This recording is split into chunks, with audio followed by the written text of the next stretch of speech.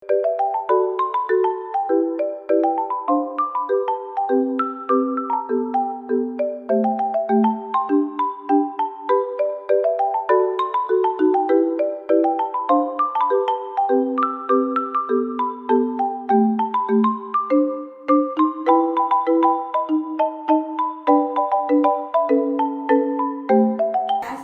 warahmatullahi wabarakatuh. Waalaikumsalam warahmatullahi wabarakatuh. Selamat pagi. Pagi Ibu. Ya, selamat pagi menjelang siang ya. Ya. Gimana nih kabarnya anak-anak? Sehat? Sehat. Alhamdulillah Sehat Bu. Oke, kita bertemu lagi ya untuk pembelajaran sejarah pada siang hari ini. Sebelum kita mulai belajar pada hari ini, kita berdoa lebih dahulu ya. Pada ketua kelas. Baik Bu. Oke, baik teman-teman, sebelum kita memulai pembelajaran pada siang hari ini, alangkah lebih baiknya kita berdoa menurut agama dan kepercayaan masing-masing. Berdoa dimulai. Berdoa selesai. Oke, terima kasih Mas Fajri yang telah berdoa pada siang hari ini. Ibu presentasi terlebih dahulu, adakah yang tidak masuk hari ini? Ya, Ada Bu, Siapa? Mbak Dini. Oh ya, Mbak Dini kemana? ambil repot. Ada acara Bu, ada acara. Mau Natalan, Bu. Ya.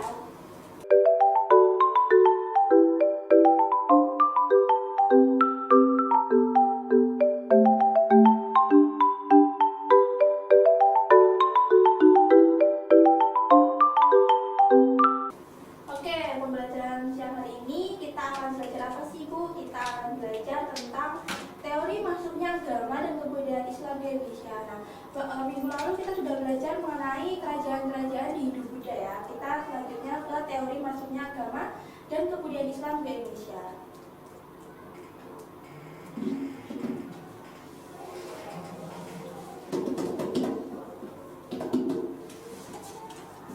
Nah, untuk capaian pembelajaran pada siang hari ini, tujuan pembelajarannya yang pertama, siswa dapat menjelaskan awal masuknya agama dan kebudayaan Islam ke Indonesia. Yang kedua, siswa dapat menjelaskan sumber pendukung masuknya Islam ke Indonesia.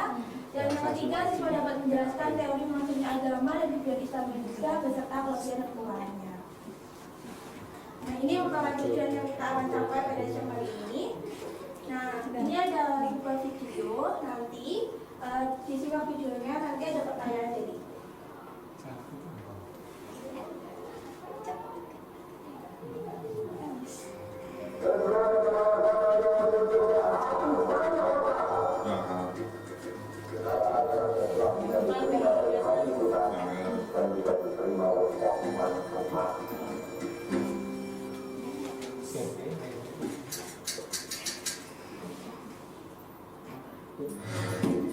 Sejak abad ke-5, Indonesia sudah dilintasi jalur perdagangan laut antara India dan Cina.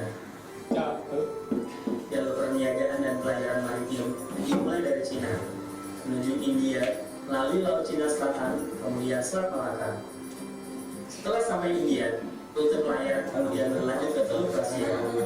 Dari Teluk Persia, membekas perdagangan dibawa ke Laut Tengah melalui Laut Merah dan Mesir. Sehingga dapat disimpulkan, wilayah laut Indonesia menghubungkan jalur perdagangan antara kawasan Asia Tenggara, Asia Selatan, dan Timur Tengah. Indonesia melalui Selat Malaka mengemban perdagangan dalam rempah-rempah. Posisi Indonesia cukup strategis dan memiliki sumber daya alam yang berlimpah. Islam di Indonesia masuk dan berkembang melalui perdagangan dan mengikuti jalur-jalur pelayaran. Interaksi budaya antara pedagang Arab, Persia, dan Gujarat dengan masyarakat Indonesia menyebabkan meluasnya pengaruh agama Islam.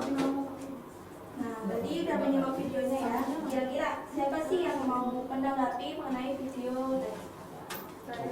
Ya, silakan Bang Lia. Jadi masuknya Islam di Indonesia pada abad ke-5 tidak bisa dilepaskan dari sejarah perdagangan dan pelayaran antara benua yang berlangsung pada masa itu.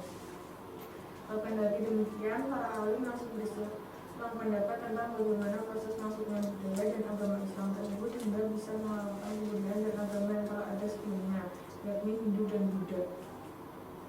Oke, terima kasih Mbak Amalia. Tadi Mbak Amalia sangat memperhatikan videonya. Di sini aku juga memberikan penjelasan sedikit bahwa tadi yang sudah dikatakan Mbak Amalia, masuknya Islam Indonesia itu para ahli sepakat itu masuk pada abad ke-7, tidak lepas dari perdagangan dan pelayaran antara benua saat itu. Nah, namun para ahli itu masih berkilang pendapat mengenai bagaimana sih proses masuknya budaya dan agama Islam tersebut hingga bisa mengalahkan agama sebelumnya atau budaya sebelumnya itu Hindu-Buddha.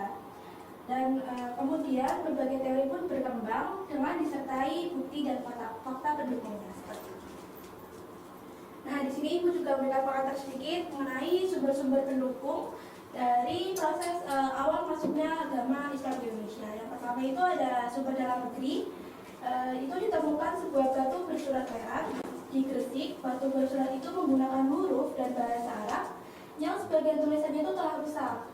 Batu itu memuat tentang keterangan meninggalnya Fatimah binti Maimun. Yang kedua ada berita Arab. Hal ini sesuai dengan berita dari dinasti Tang yang mengabarkan bahwa pada waktu itu perdagangan Arab itu sudah singgah di Sriwijaya untuk mengisi bahan bakar yang kemudian melanjutkannya ke perjalanan ke Cina. Yang ketiga ada berita Eropa, itu mengenai perjalanan Marco Polo yang melakukan pelayaran dan kemudian singgah di wilayah Nusantara, tepatnya di Sumatera Utara, dan ditemukan kerajaan bercorak Islam yaitu Samudra Pasai. Yang terakhir ada berita dari Cina, yaitu dari catatan Mahuan, seorang penulis yang mengikuti perjalanan Laksamana Chengho, yang menyatakan melalui tulisannya bahwa sejak kira-kira tahun 1400-an telah ada saudagar Islam yang telah bertempat tinggal di pantai utara Pulau Jawa seperti itu. Ini merupakan sumber pendukungnya. Nah, setelah ini kita akan bahas mengenai teori-teorinya. Kira-kira ada yang tahu ada berapa teori masuknya Islam di Indonesia? 4. 6. 4, 5, 6. Ya, untuk siang hari ini kita fokus ke 4 teori terlebih dahulu. Yang pertama ada teori Gujarat, yang kedua ada teori Arab atau Mekah, yang ketiga ada teori Persia, dan yang keempat ada teori dari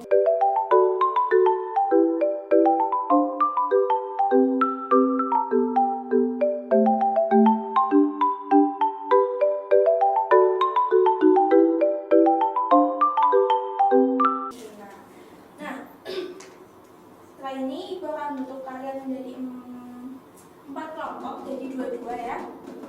Nah, nanti kalian mengambil undian yang ada di depan untuk pembagian materinya. Apa sih yang dicari Bu dari materi ini? Nah, yang dicari adalah tokoh penemunya atau tokoh pendukung dari teori itu, terus isi teorinya, terus kelebihan atau bukti pendukung, dan yang keempat ada kelemahan atau penyambung dari bukti itu. Nah, nanti kelompok itu dibagi tugas, yang satu mengambil isi materinya, Ibu dan penyediakan, jadi tadi di atas di depan kalian harus menemukan materi yang sesuai dengan materi yang kalian dapat, seperti itu. Ada yang ditanyakan? Nanti Waktunya berapa menit? untuk nanti kalian mencari materi terlebih dahulu 5 menit, nanti untuk mengerjakan mind mapping dan atau infografisnya itu 10 menit. Oke? Ibu bagi kelompoknya. Yang pertama ada kelompok dari Aini dan Sarah. Yang kedua ada kelompok Citra dan Fajri. Yang ketiga ada Vicky dan Rian. Yang keempat ada Mas Krisna dan Mbak Amalia. Nanti saat ini sudah nanti dibagi tugas. Ada yang menghias atau menempelkan materinya di mappingnya. Ada yang mengambil materi ini. Nanti kan diatur sama Ibu. Nah, nanti kalian mengambil terus disesuaikan dengan materi yang ada. Ini diambil undian dulu. Silakan. Untuk kelompoknya Sarah, kamu gak mau ambil? Terima kasih ya. Icul-icul. Ya. Ayu dan Sarah dapat kelompok apa? Ujaran. Mana ya? Kaca dah. Citra dan Fajri dapat Karat-karat. apa? Cina. Astagfirullah. Vicky dan dia dapat Kan ditulis ya sama dia. Krisna dan Amalia dapat. Oke, ini kayak gini. Materinya yang udah dibagi ya. Nanti silakan bentuk kelompok dulu. Ini nanti modulnya cepet-cepetan. Sarah. Nanti yang kelompoknya cepet terus main mappingnya bagus dapat tip dari ini udah diteliti dengan benar ya Bu, ya teman-teman. Iya. Ngomong Tadi sama siapa?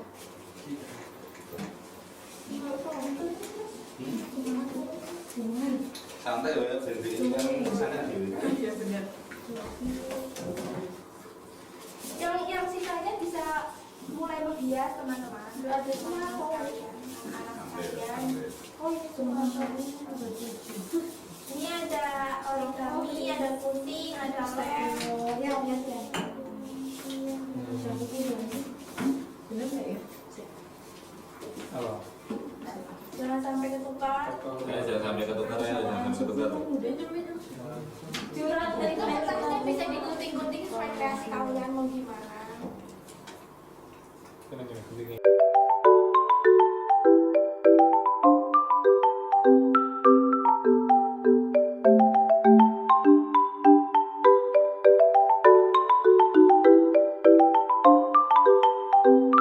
Yang kira-kira.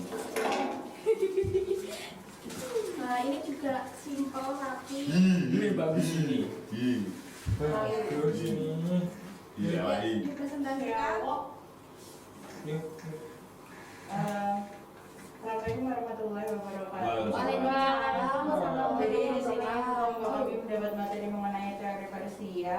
Yang pertama ada tokohnya adalah Umar Amir Hussein dan Hussein Deseriningrat. Jadi ini enggak. Ya, Deseriningrat. Next. Ya. Ya, Yang Oke. Next. Jadi isi dari teori ini menyatakan bahwa Islam yang masuk di Indonesia pada abad ke-7 Masehi adalah Islam yang dibawa oleh kaum Persia. Dan selanjutnya mengenai kelebihan dan buktinya adalah adanya kesamaan antara ajaran Sufi menggunakan istilah Persia untuk mengejar huruf Arab dan kesamaan seni kaligrafi pada beberapa bab nisan. Kelemahannya adalah bila dikatakan bahwa Islam masuk pada abad ke-7, maka kekuasaan Islam di Timur Tengah masih dalam genggaman Khalifah Umayyah yang berada di Damaskus, Mekah dan Madinah. Jadi tidak memungkinkan bagi ulama Persia untuk menyokong penyebaran Islam secara Nusantara. Ya, jadi begitu sekian presentasi dari kami. Sekian, ada kurang dan lebihnya saya mohon maaf. Wassalamualaikum warahmatullahi wabarakatuh. Waalaikumsalam. warahmatullahi wabarakatuh. Jadi tadi udah presentasi 4 kelompok, 4 teori juga. Saya sudah dengar isinya. Tadi sudah berarti sudah menemukan dengan baik tentang isi teori tadi. Kita masuk ke sesi diskusi. Apa ada pertanyaan? Ada Bu.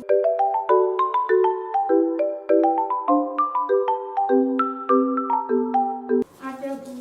Ada Bu. Ya, silakan.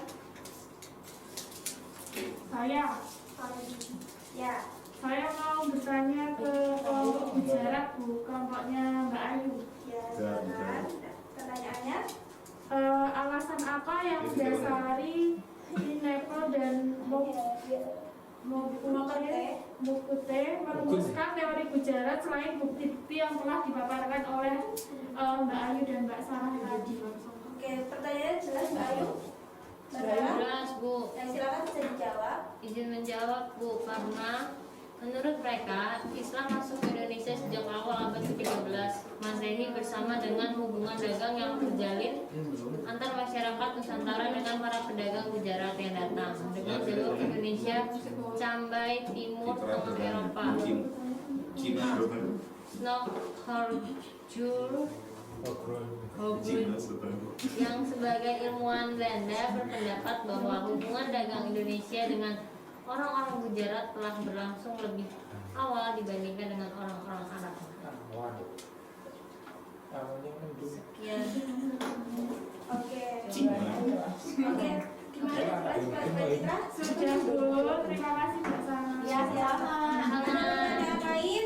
Salah satu teori dari maksudnya agama dan budaya Islam Indonesia, aku digadang-gadang menjadi teori yang paling kuat. Aku dikemukakan oleh banyak tokoh, salah satunya Buya Hamka. Teori apakah aku? Teori Arab. Tidak dulu. Ulangi ya, baru ya. Ulangi ya. Dulu aku lebih cepat nah. Ya. Seperti Cepat. Nah, 1, 2, 3. Mas Fadli. Teori Arab atau teori Mekah, Bu? Oke, kita tunggu jawabannya ya. Apakah benar? Salah. Benar. Yeay. Teori Arab atau teori Mekah?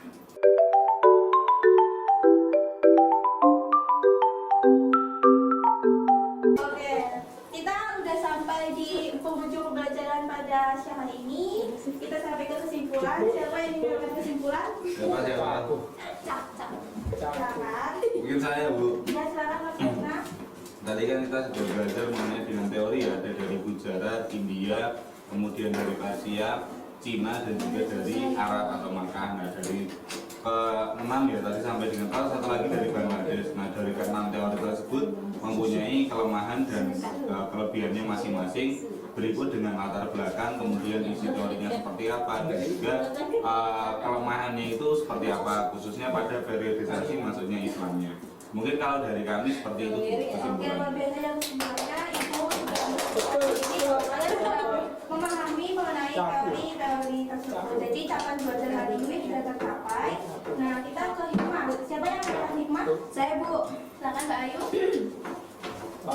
Jadi setelah mempelajari mengenai teori tadi, hikmah yang mungkin bisa kita ambil adalah semakin meningkatkan rasa toleransi kita dengan lebih menghormati dan menghargai antar umat beragama, Bu. Kita sudah sampai kesimpulan dan hikmah yang dapat kita ambil pada pembelajaran pagi hari ini. Oke, nah ada tugas tapi. Tugasnya untuk ini seperti pretest, jadi Ibu tunggu sampai nanti malam jam 3.59 untuk mengerjakan tugas yang pertama. Itu mulai Google Form, nanti juga linknya salin di WA group. Nah, nanti juga kalau mau scan sekarang juga nggak apa-apa. Yang kedua itu membuat review atau kesimpulan dari materi kerajaan-kerajaan Islam di Indonesia dikumpulkan minggu depan. Yang lain ya. Nah, sebelum Ibu akhiri ada ini hasil tertinggi dari pendidikan adalah toleransi, karena semakin seorang paham perbedaan dia akan paham makna kebersamaan. Tidak kan. Sebelum Ibu akhiri, apabila Ibu ada salah kata atau berkata Ibu ya, assalamualaikum warahmatullahi wabarakatuh. Oh ya, ini doa lebih dahulu. Mas Fadli. Oke, baik. Sebelum kita mengakhiri pembelajaran pada siang hari ini, alangkah lebih baiknya kita berdoa menurut saya. Masih berdoa dimulai. Berdoa selesai. Oke, Ibu akhiri ya. Wassalamualaikum warahmatullahi